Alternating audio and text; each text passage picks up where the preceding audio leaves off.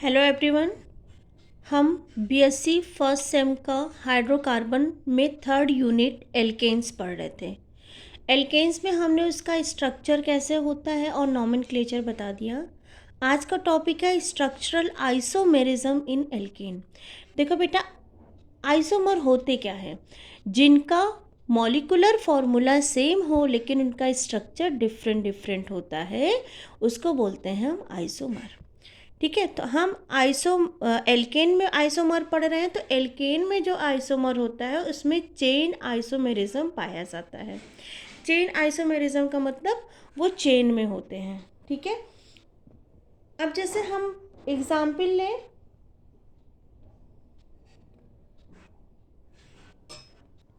Example से पहले मैं आपको ये बता दूं कि जो एल्केन फैमिली होता है, एल्केन फैमिली एल्केन फैमिली में फर्स्ट 3 मेंबर, पहले के जो 3 मेंबर होते हैं, जैसे आपका क्या हो गया, एक तो आपका हो गया कार्बन के साथ हाइड्रोजन, एक था आपका कार्बन कार्बन फिर उसके साथ हाइड्रोजन था, एक था आपका कार्बन कार्बन कार्बन और उसके साथ हाइड्रोजन था। तो ये जो फर्स्ट 3 मेंबर हैं, जिसको हम मेथेन बोलेंगे, मेथेन, ये हमारा हो गया इथेन, एथेन, और ये हमारा हो गया प्रोपेन। ये जो फर्स्ट 3 मेंबर होते हैं, ये एक दूसरे से लिंक्ड होते हैं और कैसा आइसोमर फॉर्म करते हैं? चेन। ये कैसे फॉर्म होते हैं first 3 member? Chain isomer, straight chain isomer ये फॉर्म करते हैं। स्ट्रेट चेन आइसोमर,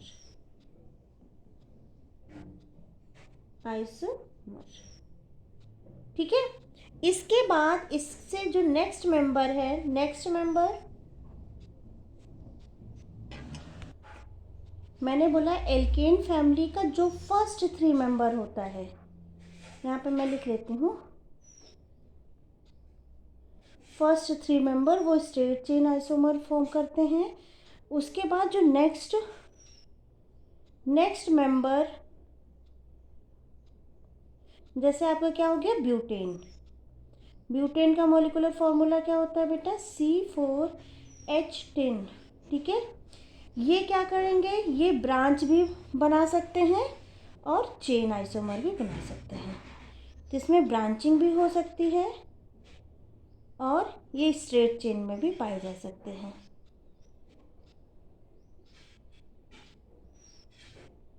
अब देखो, ब्यूटेन का 4 कार्बन को चाहे हम एक लाइन में बना दें, एक स्ट्रक्चर ये बन गया, इसके साथ हाइड्रोजन लगा देना, ये आपका हो गया स्ट्रेट चेन, स्ट्रेट चेन। ठीक है, अब एक कार्बन को उठा के यहाँ या यहाँ कहीं रख दो, तो एक हमारा क्या बन जाएगा? Branched chain. क्लियर? तो यहाँ पे हम क्या बोल सकते हैं, इसके 2 आइसोमर हैं। ठीक है, the alkane corresponding to these structure are called butane. इसको बोलेंगे एन ब्यूटेन, इसको क्या बोलेंगे? एन ब्यूटेन, और इसको बोलेंगे हम 2। देखो 1 2 3, 2 पे मिथाइल ग्रुप लगा है तो इसको बोलेंगे 2 मिथाइल प्रोपेन। इसमें हम हाइड्रोजन प्लेस कर दें, ये H3 कर दो, यहाँ पे 2 हाइड्रोजन, यहाँ पे 2 हाइड्रोजन और यहाँ पे H3, यहाँ पे भी H3 कर दो, यहाँ पे भी H3 कर दो, यहाँ पे भी H3 कर दो, यहाँ पे एक हाइड्रोजन कर दो। तो ये क्या हो जाएगी? ये तो आपका हो जाएगा एन ब्यूटेन। एक तो ये बन गया और एक आपका बनेगा ये से, मैंने क्या बोला, टर्सरी। इस कार्बन के सराउंडिंग 3 कार्बन है तो टर्सरी है, तो इसको हम बोलेंगे आइसो। टर्सरी के लिए आइसो यूज़ किया जाता है। ठीक है, आइसो ब्यूटेन। तो यहाँ से देखो, इन दोनों का मॉलिक्यूलर फॉर्मूला सेम है, सब में 1 2 3 4 कार्बन है, इसमें भी 1 2 3 4 कार्बन है, लेकिन इनका स्ट्रक्चर स्ट्रेट में है, इनका ब्रांच में है। तो ऐसी स्पीसीज जिनका मॉलिक्यूलर फॉर्मूला सेम हो लेकिन इनका स्ट्रक्चर डिफरेंट डिफरेंट होता है, इनको एक दूसरे का क्या बोलते हैं? आइसोमर। ठीक है बेटा, ऐसे पेंटेन का देखते हैं। ये तो आपका ब्यूटेन हो गया। अगर हम पेंटेन की बात करें, पेंटेन, पेंटेन में देखो, एक तो पहले 5 कार्बन होता है, 1 2 3 4 देन 5। एक तो स्ट्रेट चेन बन सकता है। एक कार्बन को तुम यहाँ रखो, एक पॉसिबिलिटी है, ठीक है। दूसरे कार्बन को भी तुम यहाँ रखो। देखो एक एक पॉसिबिलिटी तो ये है कि यहाँ पे देखो नंबरिंग करते पहले 1 2 3 4 5, ठीक। सबके साथ हाइड्रोजन जुड़ा हुआ है, मैं हाइड्रोजन भी लगा देती हूँ, H2 H2 H2 H3, ठीक है बेटा। अब हम चाहे 4 कार्बन को एक लाइन में रख लें और ये 5वां वाला कार्बन हम इस वाली सेकंड पोजीशन पे लाके लगा दें, ठीक है। सबके साथ हाइड्रोजन लगा दो, यहाँ पे H2 और यहाँ पे H, क्लियर। या फिर हम एक कंडीशन और कर सकते हैं, ये वाला जो कार्बन इसको हम यहाँ ला के लगा दें, तो ये बन सकता है CH3C। देखो यहाँ पे एक कार्बन ये वाला लग जाएगा, तो ये हो जाएगा CH3, ऊपर लगा दिया ये वाला नंबर, ये नीचे है ही, और यहाँ पे बन जाएगा CH3, ठीक है बेटा। तो यहाँ पे अब देखो पेंटेन का, जैसे ब्यूटेन में 2 आइसोमर बने थे, एक स्ट्रेट एन ब्यूटेन, एक बना था आपका आइसोब्यूटेन। पेंटेन में देखो आइसोमर, इसको हम क्या बोलेंगे, क्योंकि एक लाइन में है तो इसको बोलेंगे एन पेंटेन, बोल दिया।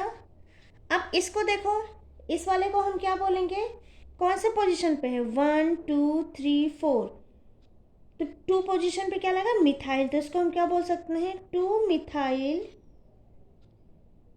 मिथाइल ब्यूटेन, ठीक है। इसको हम क्या बोल सकते हैं, 1 2 3, अब 2 पोजीशन पे एक बार यहाँ मिथाइल लगा, एक बार यहाँ मिथाइल लगा, तो इसको क्या बोलेंगे, 2,2 डाईमिथाइल प्रोपेन, ठीक है। तो पेंटेन के कितने आइसोमर पॉसिबल है, 3। ऐसे ही ब्यूटेन के कितने आइसोमर पॉसिबल है, 2। अब हम बात करते हैं हेक्सेन की। सिमिलरली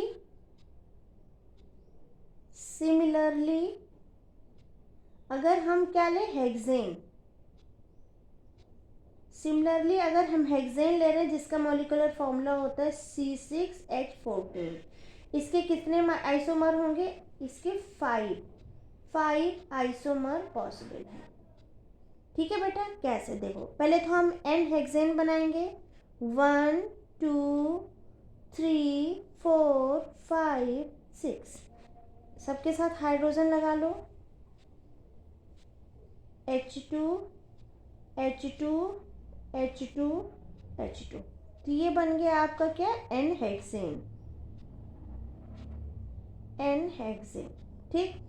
अब इसके नंबरिंग करो, देखो 1 2 3 4 5 देन 6, ठीक है बेटा।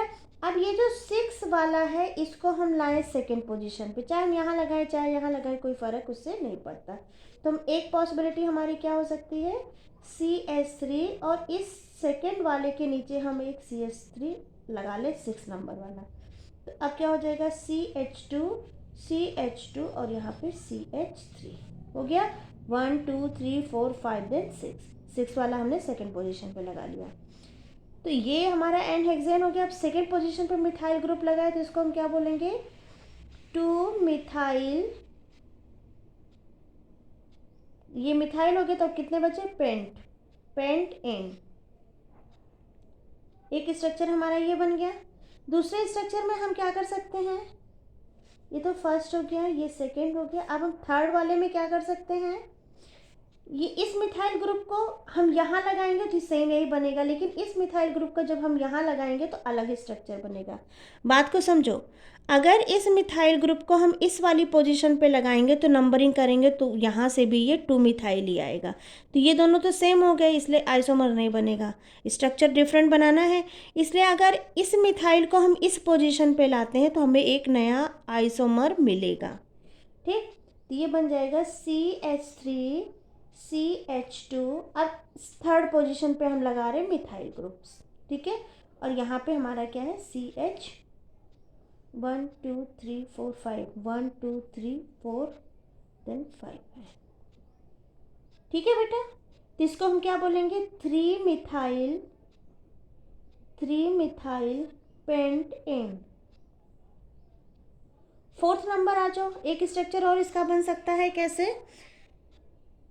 फोर्थ नंबर पे क्या, अब जैसे हमने सेकेंड पोजीशन में मिथाइल लगाया था, इसके ऊपर भी मिथाइल ग्रुप लगा सकते हैं, ये वाला। तो क्या बन जाएगा, CH3C, एक तो मिथाइल ग्रुप नीचे लगा दो और एक मिथाइल ग्रुप ऊपर लगा दो, ये बन गया। उसके बाद क्या हो जाएगा आपका, CH2, इसको हम क्या बोल सकते हैं, इसको देखो 1 2 2 पोजीशन पे 2 मिथाइल ग्रुप है, तो क्या लिख सकते हैं, 2,2 डाई मिथाइल, ये क्या है आपके 1 2 3 4, अरे यार ये कटेगा, ये वाला ग्रुप तो यहाँ लगा है ना, 2,2 डाई मिथाइल ब्यूटेन। क्लियर बेटा।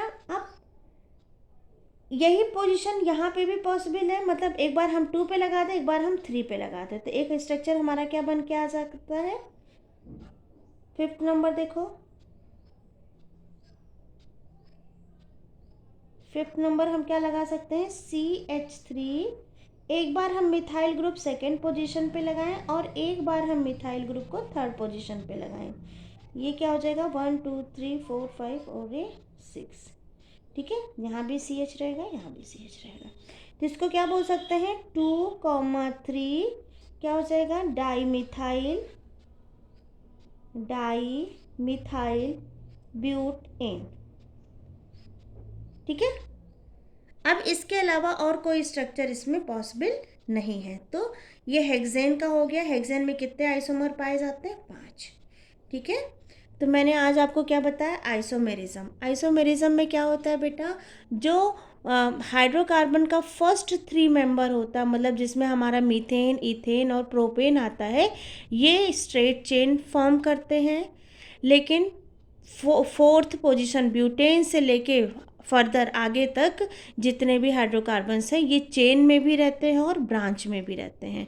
तो जब चेन में है तो उनका कुछ अलग नाम होगा, जब ब्रांच में है तो उनका कुछ अलग नाम होगा।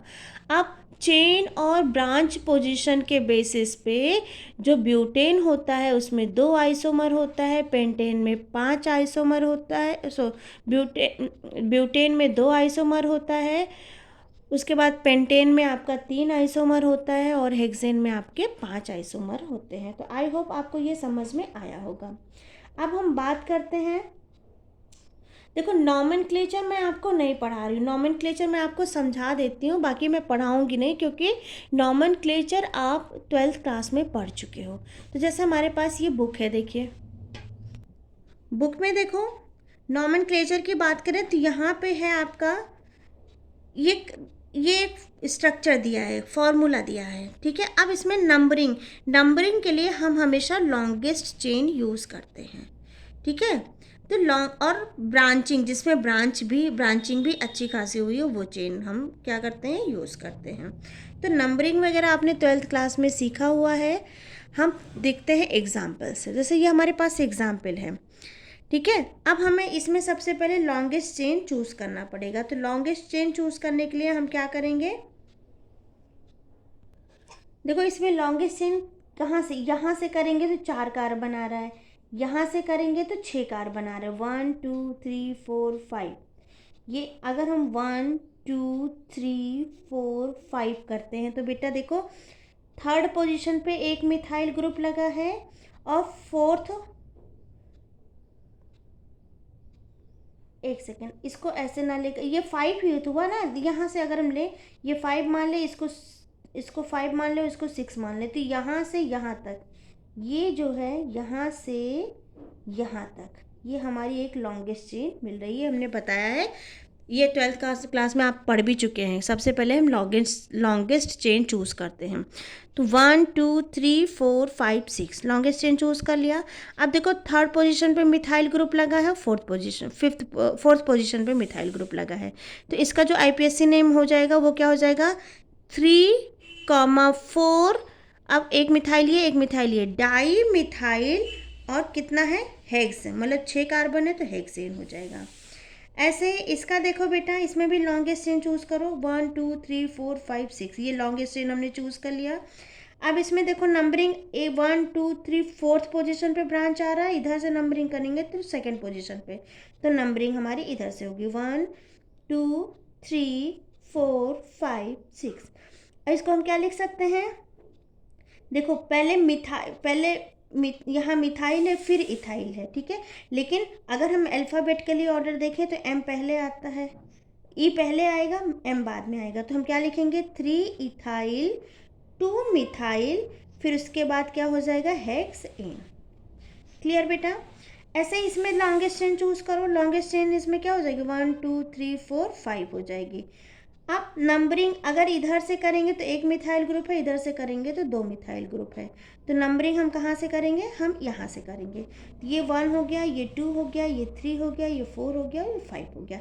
सेकेंड पोजिशन पे 2 मिथाइल ग्रुप है, तो हम क्या लिखेंगे, 2,2,2 डाई मिथाइल। अच्छा 4 पे भी मिथाइल ग्रुप है तो क्या लिखेंगे, 2,2,4 tri 1 2 3 tri methyl paint N.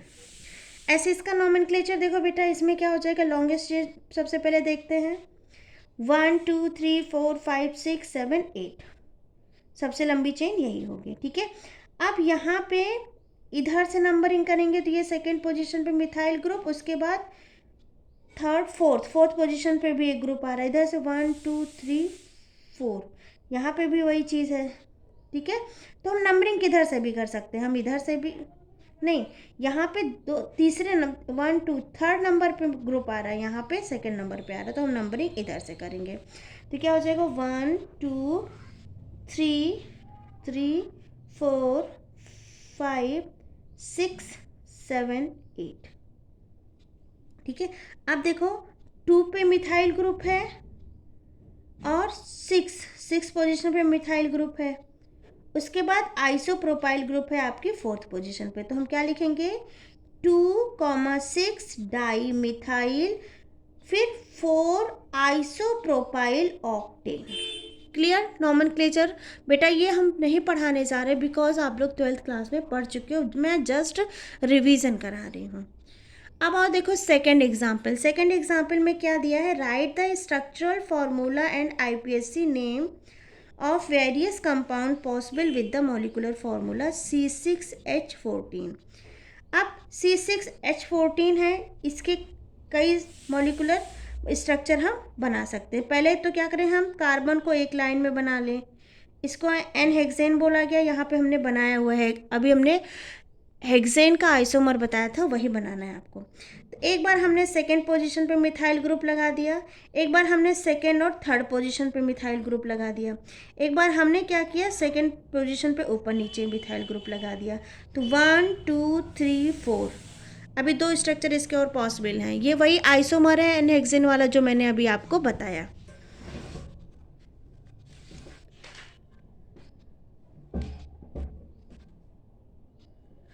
अच्छा इसमें बुक में और आगे नहीं दिया है, आप इसके टोटल 5 आइसोमर फॉर्म कर सकते हैं, एक 5वां आइसोमर भी हो सकता है इसका, मैं बना देती हूँ।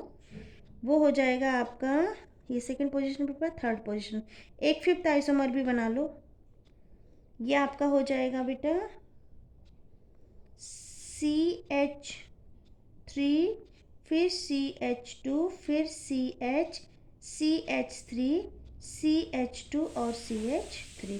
तो एन हेक्सेन के ये टोटल 5 स्ट्रक्चर हम बना सकते हैं। क्लियर। अब आता है source of alkene. Source of alkene, इसके 2 मेन सोर्स होते हैं, इसके होते हैं 2 main source of alkane, 2 main source of alkane। Alkanes में कौन कौन से हो सकते हैं? एक आपका नेचुरल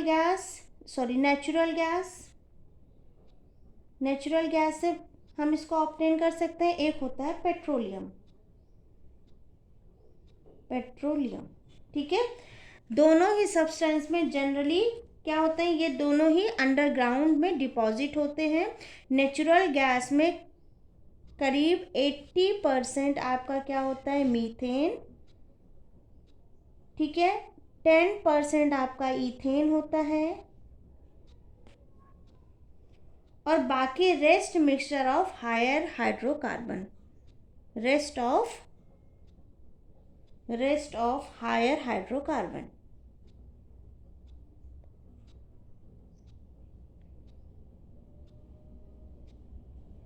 ठीक है बेटा। Petroleum contain hydrocarbon containing up to 40 carbon atoms. जो 14 कार्बन एटम्स ज़्यादा होते हैं उनमें, वो किस में होते हैं? पेट्रोलियम में। तो हम क्या लिख सकते हैं? Contains hydrocarbons